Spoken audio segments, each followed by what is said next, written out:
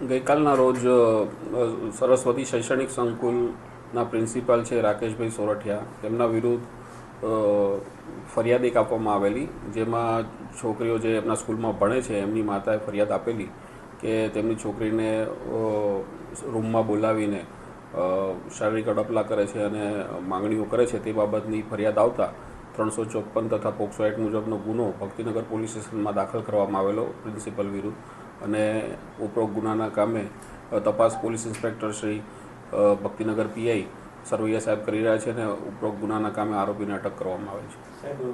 અગાઉ એવું કંઈ કાયદાકીય કે કોઈ રેકોર્ડ નથી ઉપલબ્ધ, પરંતુ અન્ય બીજી સ્કૂલની છોકરીઓ સાથે પણ તેમને આવું કૃત્ય કરેલું છે એ સાક્ષીમાં ફરિયાદમાં પણ ઉલ્લેખ કરેલ છે.